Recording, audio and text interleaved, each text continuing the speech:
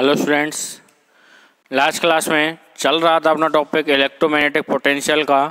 तो यहाँ पे अपने इक्वेशन नंबर 12 देख ली थी मैग्नेटिक पोटेंशियल के रूप में। यहाँ पे इसको क्या करता हूँ, मैं इसको लिख देता हूँ जो कि आगे काम आने वाली है। Del square A vector minus mu zero epsilon zero del A vector over del T equal to minus mu zero J vector plus del over del dot A plus mu zero epsilon zero del phi over del T, समीकरण number 12।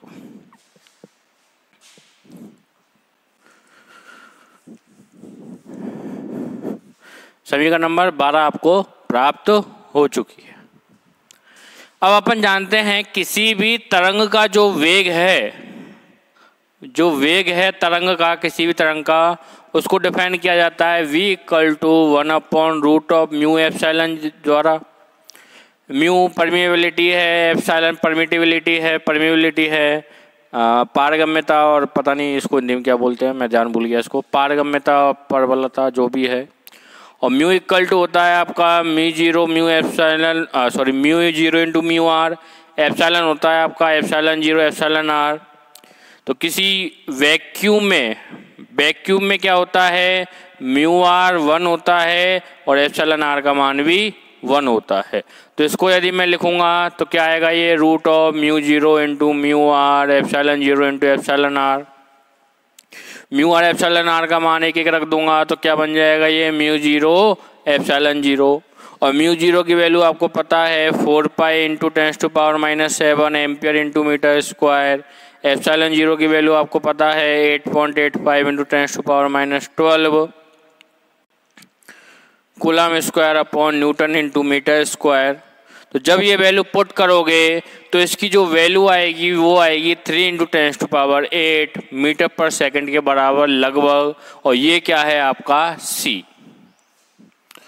तो किसी तरंग का माध्यम में वेग तो ये रहता है, कौन सी तरंग, विद्युत चुम्बकीय विकिरण का। तो विद्युत चुम्बकीय विकिरण का जो वेग है माध्यम में तो ये है, और वैक्यूम में कितना है, c equal to 1/√ mu zero epsilon zero के बराबर। यानी कि c का जो मान रहता है वो कितना होता है, 1/√ म्यू जीरो एप्सिलॉन जीरो के बराबर। ये कहानी थी क्योंकि आगे इसका यूज होगा। क्लियर। अब देखना, why using Maxwell's first equation, Maxwell की प्रथम समीकरण का क्या करने पे, उपयोग करने पर। तो अपन जानते हैं गॉस के अवकल रूप से, चूंकि गॉस की जो अवकल रूप है, गॉस डिफरेंशियल फॉर्म है, गॉस के नियम का जो अवकलन रूप है वही क्या है आपकी मैक्सवेल की प्रथम समीकरण। ये मैं वैक्यूम में बात कर रहा हूं तो यहाँ पे आएगा del dot E vector equal to rho upon epsilon zero, समीकरण नंबर 13। क्लियर। और अपन ने ये देख लिया है चूंकि वेक्टर ई जो होता है वो किसके बराबर होता है, minus del phi minus del A over del T के बराबर। ये अपन कैलकुलेट कर चुके हैं। जहाँ इलेक्ट्रिक फील्ड, स्केलर पोटेंशियल और वेक्टर पोटेंशियल का क्या होता है, मिक्स रूप होता है। तो यहाँ से यदि ई का मान इसमें रखता हूँ समीकरण नंबर 13 में, अतः समीकरण 13 से क्या हो जाएगा, del dot minus del phi, E का मान रख दिया, del A vector over del T equal to rho upon epsilon zero के बराबर। क्लियर। यहाँ पे अंदर मल्टीप्लाई कर लो इसको, क्या बनेगा, ये डेल डॉट डेल फाई अपन जानते हैं, डेल डॉट डेल फाई क्या होता है आपका डेल स्क्वायर। डेल स्क्वायर याद हो, कभी कैलकुलेट किया हो, लाप्लासियन संकारक ऐसे ही कैलकुलेट किया था, ठीक है। तो इसको लिख देंगे अपन minus del square phi minus of, इसको लिख देंगे अपन, चूंकि डेल डॉट है तो इसको लिख देंगे del over del T del dot A vector vector का डाइवर्जेंस हो सकता है equal to rho upon epsilon 0, या माइनस कॉमन ले लो तो क्या हो जाएगा, ये del square phi plus del over del T del dot A equal to minus rho upon epsilon 0 के बराबर। क्लियर? या और भी है अभी तो, या इसको ले जाऊं मैं इधर की साइड तो ये बन जाएगा आपका del square phi equal to minus rho upon epsilon 0 minus del over del T del dot A vector के बराबर बन गया। इसको मैं लिख रहा हूँ समीकरण नंबर 14, इक्वेशन 14। यहाँ तक कोई दिक्कत? ये रख दिया, आगे पीछे माइनस कॉमन लिया, फिर इसको इधर की साइड क्या कर दिया अपन ने, शिफ्ट कर दिया। अब मैं क्या बोल रहा हूँ, समीकरण 15 में या समीकरण 14 में क्या कर रहे हैं, दोनों साइड में क्या कर रहे हैं, म्यू 0 एप्सिलॉन 0, समीकरण 14 में mu 0 epsilon 0 del 2 phi over del T2 घटाने पर ये वाली टर्म क्या कर रहे हैं अपन, इसमें से घटा रहे हैं। तो ये क्या होगा, del square phi minus mu 0 epsilon 0 del 2 phi over del T2 equal to, ये क्या होगा, minus rho upon epsilon 0 minus del over del T,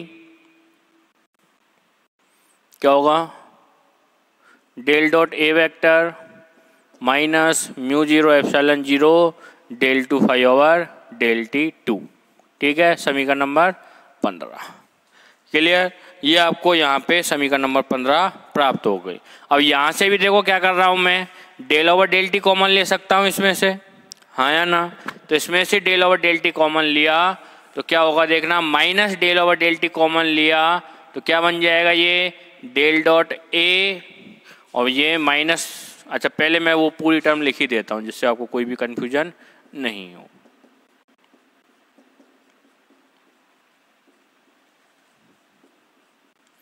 ठीक है, ये minus mu 0 epsilon 0 del 2 phi over del T2 कर दिया, घटा दिया mu 0 epsilon 0 del 2 phi over del T2, या इसको क्या लिख सकता हूँ मैं, del 2 phi minus mu 0 epsilon 0 del 2 phi over del T2 equal to minus rho upon epsilon 0, यहाँ से डेल ओवर डेल टी और यहाँ से भी del over del T common लेने पर कौन सा, माइनस वाला, तो ये बन जाएगा del dot A vector plus mu 0 epsilon 0 del phi over del T के बराबर। इसको बोल दो समीकरण नंबर 15।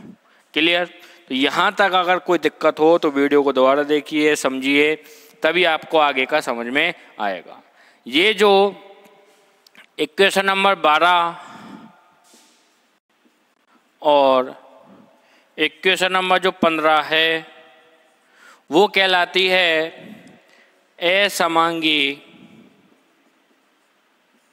इसको इंग्लिश में बोले तो इनहोमोजीनियस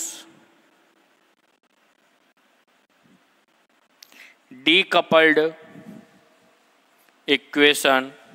क्या कहलाती है, असमांगी, डीकपल्ड यानी कि दोनों विच्छेदित हैं, तो ये क्या होंगी, inhomogeneous decoupled wave equation for electromagnetic potential. और कौन से हैं electromagnetic potential, phi and A vector.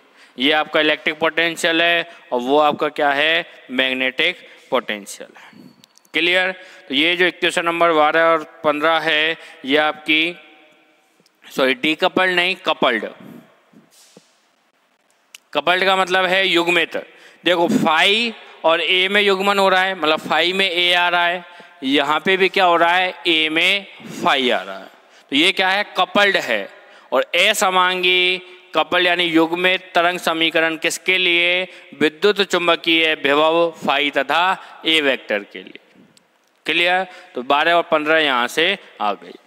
अब अब चूंकि एक चीज होती है कि जो ए और फाई है आपके, वेक्टर ए और जो वेक्टर फाई है वो क्या है आपके स्वैच्छिक, ए और जो फाई है वो क्या है आपके स्वैच्छिक विभव है। अपन ने पहले माना ही तो था equal to minus del phi होता है ग्रेडियंट किसी स्केलर फंक्शन का, और किसी कर्ल का क्या होता है भी equal to del cross A होता है। ये क्या है आपके आर्बिट्रेरी पोटेंशियल्स है या स्वैच्छिक विभव है।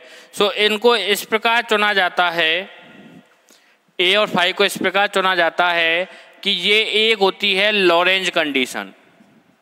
ये आपको ये वाली चीज बस याद रखनी पड़ेगी, लॉरेंज कंडीशन होती है, लॉरेंज प्रतिबंध होता है कि उसको क्या कर दे, ये सेटिस्फाई कर दे। मतलब ए और फाई तो आ गए आपके। अब ए और फाई अपन ने लिए तो थे, equal to minus del phi माना था, B equal to del cross A माना था। तो जो फाई और ए है वो दोनों क्या है स्वैच्छिक विभव है, और इस प्रकार के स्वैच्छिक विभव है उनका मान इस प्रकार लिया जाएगा कि एक जो कंडीशन है लॉरेंज कंडीशन, उसको क्या करेंगे वो सेटिस्फाई करेंगे। और लॉरेंज कंडीशन आपकी होती है del dot A vector plus 1/c² del phi over del T equal to 0। समीकरण नंबर 16। ये कंडीशन क्या है आपकी लॉरेंज कंडीशन है। क्लियर? तो del dot A plus 1/c² del phi और डेल टी इक्वल टू 0 है। अपन जानते हैं c इक्वल टू क्या है रूट ऑफ म्यू 0 एप्सिलॉन 0 है, वहां से देख लीजिए। तो इस प्रकार से c² क्या हो जाएगा 1/म्यू 0 एप्सिलॉन 0 या mu 0 epsilon 0 equal to 1/c²। इसको इधर भेज दो, इसको इधर भेज दो, एक ही बात है, इसको अपोजिट कर दो। तो 1/c² को कह सकते हैं अपन म्यू 0 एप्सिलॉन 0 के बराबर। तो यानी कि जो डेल डॉट ए वेक्टर है, पहले तो इसको लिखा minus 1/c² del phi over del T. Clear? और फिर लिख दिया इसको कि minus mu 0 epsilon 0 del phi over del T किसके बराबर है डेल डॉट ए वेक्टर के बराबर। अभी ये दोनों समीकरण कपल्ड समीकरण है, फाई और ए मिक्स है। मैं क्या करना चाह रहा हूं कि फाई को और ए को, जो दोनों की समीकरण है, उनको अलग अलग लिखना चाह रहा हूं। ठीक है? तो ये वाली लॉरेंज कंडीशन है, ये याद रखनी पड़ेंगे, del dot A plus 1/c² del phi over del T equal to 0। C ये होता है तो 1/c² म्यू 0 एप्सिलॉन 0 होगा, यहाँ पुट किया तो ये बन गया। इसको समीकरण नंबर 17 बोल दो। तो पहले मैं क्या कर रहा हूं कि समीकरण 17 का मान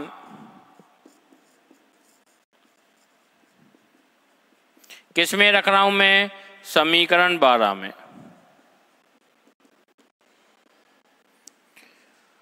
तो समीकरण 17 का मान ये वाली समीकरण, डेल डॉट ए का मान minus mu 0 epsilon 0 del phi over del T, S का मान किस में रख रहा हूं मैं समीकरण 12 में। तो समीकरण 12 क्या बन जाएगी del square A vector minus mu 0 epsilon 0 del A vector over del T equal to minus mu 0 J plus del over del dot A क्या है, डेल डॉट ए है आपका ये minus mu 0 epsilon 0 del phi over del T, और plus में क्या है आपका, प्लस में है mu 0 epsilon 0 del phi over del T.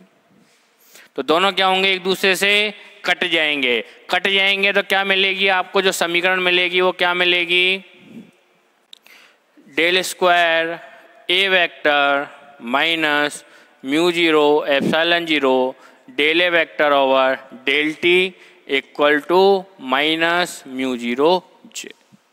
क्या मिल गई, ये वाली आपको समीकरण मिल जाएगी। और इसी प्रकार ये इसको बोल दिया मैंने समीकरण नंबर 18। और इसी प्रकार समीकरण 15 में समीकरण 17 का मान रखने पर, ठीक है, इसमें भी रख दो। तो ये क्या है del square phi minus mu 0 epsilon 0 del 2 phi over del T 2 equal to minus rho upon epsilon 0, और ये है minus del over del T. Del dot A का वैल्यू कितना है, यही है, तो minus mu zero epsilon zero del phi over del T, और ये प्लस में है ही है, तो plus mu zero epsilon zero del phi over del T. क्या होगा, कैंसिल आउट हो जाएंगे। क्या मिलेगी समीकरण आपको, समीकरण क्या मिलेगी, del square phi minus mu zero epsilon zero del two phi over del T two equal to minus rho upon epsilon zero. समीकरण नंबर 19, ये समीकरण 15 थी। तो समीकरण 12 और 15 तो देखना फाई और ए में आ रही है, समझ में आया डेरिवेशन क्या किया है, इसकी सहायता से बस मैंने लिख दिया, ज़्यादा नहीं किया कुछ, ठीक है। तो 12 और 15 में फाई और ए मिक्स हो रहे हैं, तो इसको बोला था अपन ने असमांगी युग्मित तरंग समीकरण, किसके लिए, इलेक्ट्रोमैग्नेटिक पोटेंशियल ए और फाई के लिए। लेकिन समीकरण 18 देखना, ये ए में है, ए में है और जे में है, फाई वाला कोई भी टर्म नहीं है इसमें। यहाँ देखना फाई, फाई और रो, यहाँ पे ए वाला टर्म नहीं है। तो जो समीकरण 18 और जो 19 है वो कहलाती है आपकी, 18 और 19 क्या कहलाएंगी, असमांगी तरंग समीकरण, असमांगी अयुग्मित तरंग समीकरण। किसके लिए, क्रम से वेक्टर पोटेंशियल ए और स्केलर पोटेंशियल फाई के लिए। क्लियर। तो समीकरण 19 आपको यहाँ से मिल जाएगी। तो समीकरण 18 और 19 तो अयुग्मित समीकरण है, और समीकरण 12 और 15 क्या है आपकी, युग्मित समीकरण है। क्लियर। तो अपने 12 समीकरण नंबर 12 और 15 तो ठीक है कपल्ड है, और 18 और 19 क्या है, डी कपल्ड है, युग्मित और अयुग्मित। अब क्या कर रहे हैं अपन, अब ये अपन ने इलेक्ट्रोमैग्नेटिक पोटेंशियल के बारे में पढ़ रहे हैं। तो फाई और ए को सम्मिलित रूप से क्या बोलते हैं अपन, इलेक्ट्रोमैग्नेटिक पोटेंशियल बोलते हैं। तो फाई और ए को सम्मिलित रूप से क्या बोला जाता है, इलेक्ट्रोमैग्नेटिक पोटेंशियल बोला जाता है, विद्युत चुंबकीय विभव। तो इसका क्या करना है, मुझे 4 वेक्टर फॉर्म लिखनी है। इनकी क्या लिखनी है मुझे, 4 वेक्टर फॉर्म। ठीक है। तो अगला जो टॉपिक है एक्चुअली इसी का टॉपिक है, जिसको बोलते हैं अपन 4 पोटेंशियल। इलेक्ट्रिक और मैग्नेटिक पोटेंशियल का जो सम्मिलित रूप है वो क्या होगा आपका, 4 पोटेंशियल होगा। ठीक है। अगर अपन जानते हैं किसी स्टेशनरी रेफरेंस फ्रेम में अगर कोई चार्ज है या कोई चार्ज स्टेशनरी फ्रेम में है, रुका हुआ है, तो इलेक्ट्रिक फील्ड जनरेट होगा। अगर दूसरे फ्रेम के सापेक्ष जो फ्रेम गति कर रहा है उसके सापेक्ष क्या होगा, चार्ज मूव करेगा, यानी मैग्नेटिक फील्ड आएगा। तो चार्ज अगर रुका हुआ है तो इलेक्ट्रिक पोटेंशियल, गति कर रहा है तो मैग्नेटिक पोटेंशियल। क्लियर है। तो द इलेक्ट्रिक फील्ड, तो स्थिर फ्रेम में इलेक्ट्रिक फील्ड और दूसरे फ्रेम में क्या होता है, मैग्नेटिक फील्ड, अगर कोई गति कर रहा है। क्लियर। तो यहाँ पे ए और फाई को क्या है, ए और फाई को तो बता ही दिया है कि अगर कोई फ्रेम है उसमें इलेक्ट्रिक फील्ड है, स्टेशनरी फ्रेम में अगर कोई यूनिफॉर्म वेलोसिटी से मूव कर रहा है तो उसमें क्या आ जाएगा आपका, मैग्नेटिक फील्ड आ जाएगा। तो इलेक्ट्रिक फील्ड के कारण इलेक्ट्रिक पोटेंशियल या स्टेशनरी फ्रेम में इलेक्ट्रिक पोटेंशियल या स्केलर पोटेंशियल, और इसी प्रकार जो यूनिफॉर्म वेलोसिटी से जो मूव करेगा, एक समान वेग से जो वेग गति करेगा एक फ्रेम, उसमें क्या आ जाएगा, मैग्नेटिक फील्ड या मैग्नेटिक पोटेंशियल या वेक्टर पोटेंशियल। तो यहाँ पे जो फाई और ए है इसको अपन सिंगल वेक्टर के रूप में देख सकते हैं, जिसको बोलते हैं अपन 4 वेक्टर पोटेंशियल या 4 पोटेंशियल वेक्टर। क्लियर। तो यहाँ पे पहले इसको थोड़ा सा ड्राइव कर लेते हैं। ड्राइव करने का क्या मतलब है, एक्स को तो लिखते हैं अपन x1 टेंसर फॉर्म में, याद हो तो, y को लिखते हैं अपन x2, ये तो सब पता हुआ है, कोई दिक्कत नहीं है। z को लिखते हैं अपन x3 और आयोटा ct को लिखते हैं अपन x4 के रूप में। क्लियर। और यहाँ पे एक मैं चीज़ बोल रहा हूँ कि यहाँ पे ax को तो लिखेंगे अपन a1, क्या लिखेंगे, ax को a1, ay को लिखेंगे अपन a2, az को लिखेंगे अपन a3 और आयोटा फाई अपॉन सी को अपन लिखेंगे a4। ये एक 4 वेक्टर है, 4 वेक्टर पोटेंशियल, याद है ना 4 वेक्टर पोटेंशियल, ठीक है। इसी प्रकार ये तो अपन जानते हैं jx को लिखते हैं j1 से, jy को लिखते हैं j2 से, चूंकि इसको अच्छा ठीक है, jz को लिखेंगे j3 से, और ये पिछली बार ही किया था 4 करंट वेलोसिटी वेक्टर में, आयोटा सी रो को क्या लिखेंगे j4 से। क्लियर।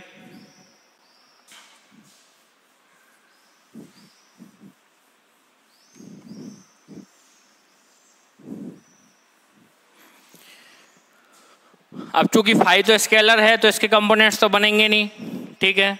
तो ये आपका एक दूरी वेक्टर है, ये एक आपका 4 पोटेंशियल वेक्टर है। ये वाला क्या है 4 पोटेंशियल वेक्टर, इसमें आपके मैग्नेटिक पोटेंशियल भी है और इसमें आपका इलेक्ट्रिक पोटेंशियल भी स्थित है। और jx jy ये क्या है आपके करंट वेलोसिटी वेक्टर है।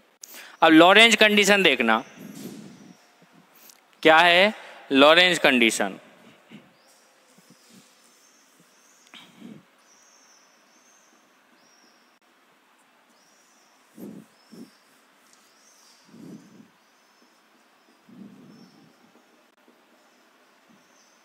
क्या थी लॉरेंज कंडीशन, क्या थी, del dot A plus 1/c² del phi over del T equal to 0, था या नहीं, ठीक है। ये था अपना,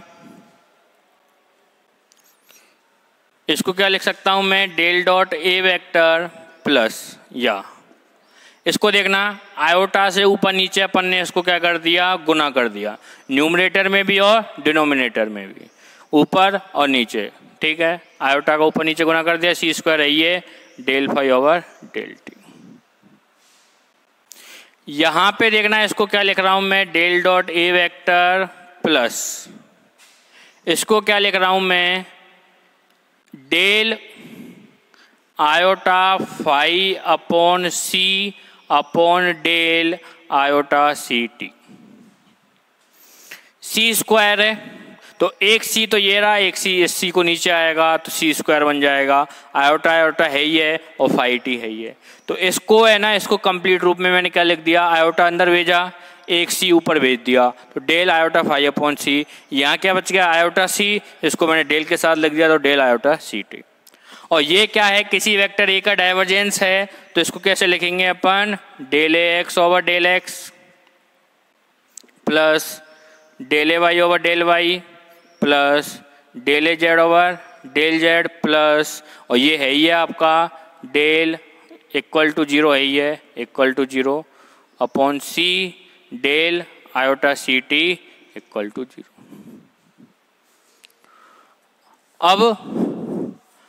अब यहां देखना, यहां से ax को क्या बोला है मैंने, a1, ay को a2, az को a3, iota phi upon C को a4, x को x1 है, y को x2, z को x3 और आयोटा सी टी को x4।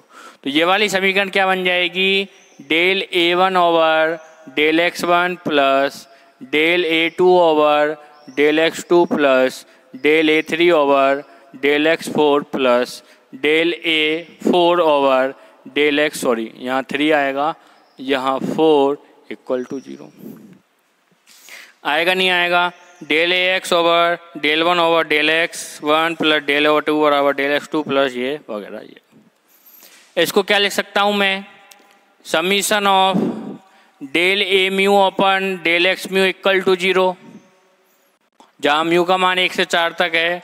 अब चूंकि इसमें क्या है, जो साइन कन्वेंशन है, जो साइन कन्वेंशन है किसका, आइंस्टीन का साइन कन्वेंशन, अगर इंडेक्स ऊपर नीचे हो तो समेशन साइन को हटा दिया जाता है। अतः क्या हो जाएगा, del A mu over del X mu का मान क्या आ जाएगा, 0 के बराबर।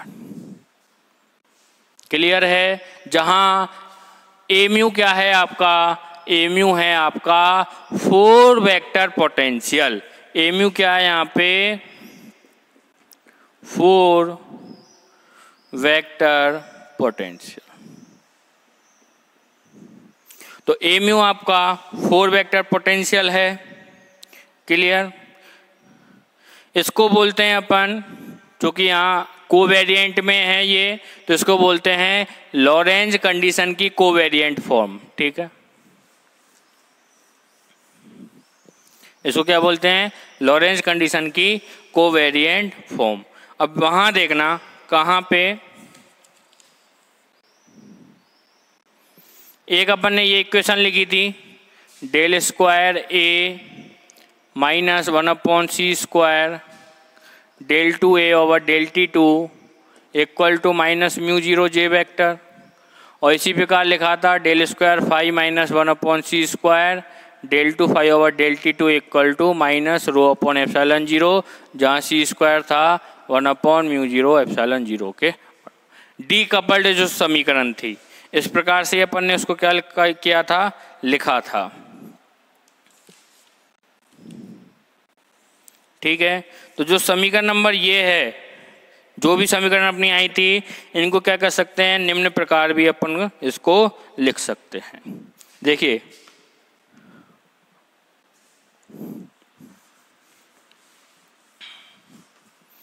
इसको लिख रहा हूं मैं। इसको कैसे लिखूंगा मैं? देखना, del 2 over del x2 plus del 2 over del y2 plus del 2 over del z2 minus 1/c square. तो अपन जानते हैं माइनस 1/c स्क्वायर को कैसे लिख सकते हैं? -1 को क्या लिखते हैं अपन? Iota square. ठीक है, तो इसको अपन लिख सकते हैं plus del 2 over del z2 तो है ही है, plus del 2 over del iota ct2, और ये a है ही है यहाँ पे, और माइनस μ0 j के बराबर। इसको लिख दिया मैंने minus c square del t2 को लिख दिया, क्योंकि -1 आयोटा स्क्वायर है तो इसको इस प्रकार लिख दिया। अब यहाँ पे देख लो, ये किसका डिफाइन कर रहा है? del x1 का, del y2 del x2 का, del y3 del xz का, इस प्रकार से क्या कर रहा है? निर्माण कर रहा है। और इसी प्रकार से इसको कैसे लिख सकते हैं अपन? del 2 over del x2 plus del 2 over del y2 plus del 2 over del z2 plus, इसको देखना del iota 5/c upon del iota ct, है ना? और सॉरी, इसमें लिख रहे हैं ना अपन, plus del 2 over del iota ct2, और इसको लिख दिया आयोटा 5/c, और इसको लिख दिया आयोटा c रो अपॉन एप्सिलॉन 0 के बराबर। क्या किया है? c का क्या कर दिया मैंने? ऊपर नीचे गुना कर दिया है। ठीक है, आयोटा को गुना किया। ठीक है, और यहाँ पे c स्क्वायर है, यहाँ पे c का क्या कर दिया? ऊपर नीचे मल्टीप्लाई कर दिया। ठीक है, तो ये आपकी ये वाली समीकरण आपकी प्राप्त हो जाएगी। अब इनको कंबाइंड रूप में लिखे तो देखना, ये वाली टर्म, ये वाली टर्म, ये वाली, ये वाली, ये वाली, ये वाली और ये वाली टर्म सेम है। ये वेक्टर a है, ये आयोटा 5/c है, एक ये वाली टर्म है और एक ये वाली टर्म है। तो इसको देखो मैं कैसे लिख सकता हूं कंबाइंड रूप में, इन कंबाइंड फॉर्म।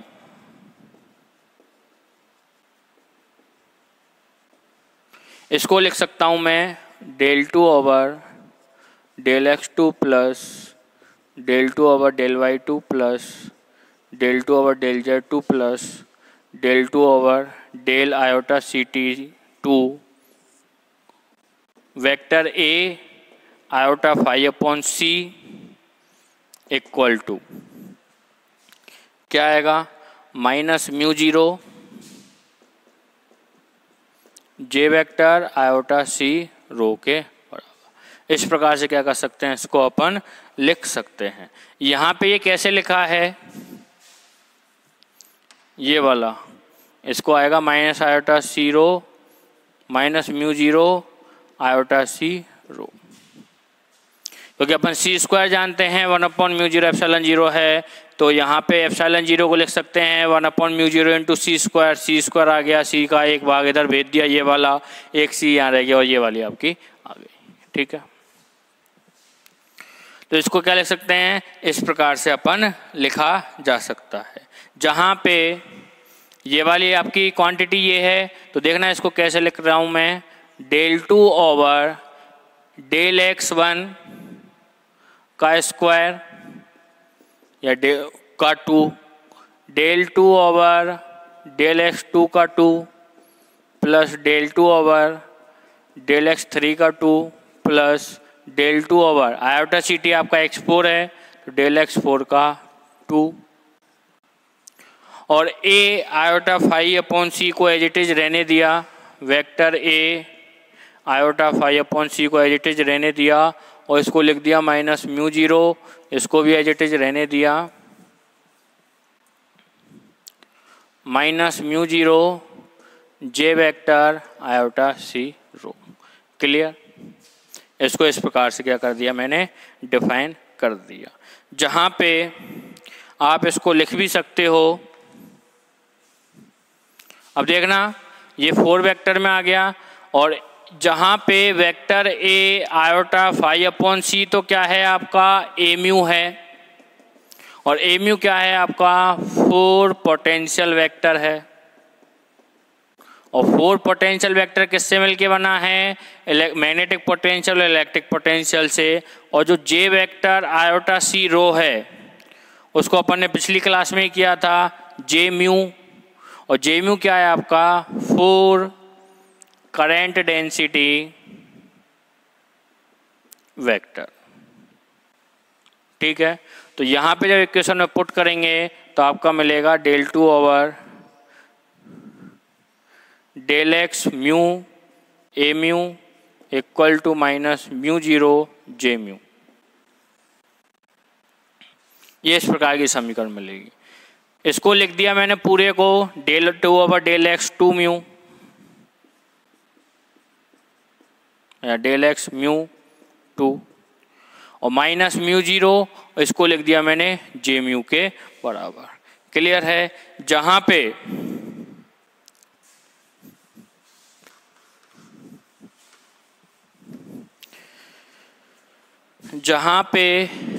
जो ये वाला क्वांटिटी है आपकी del two over del X mu two, इसको लिखते हैं अपन डेल स्क्वायर, डिब्बा डेल स्क्वायर, और इस डिब्बे डेल स्क्वायर को क्या बोलते हैं अपन, डी एलम्बर्ट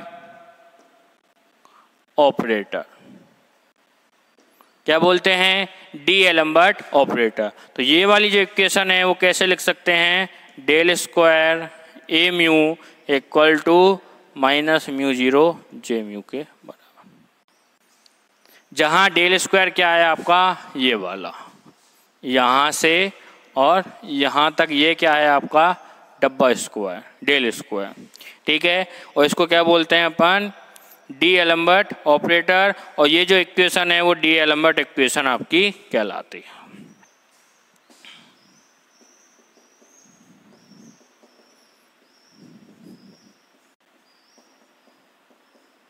क्लियर, ये है समीशन रूप में ऐसे लिख सकते हैं।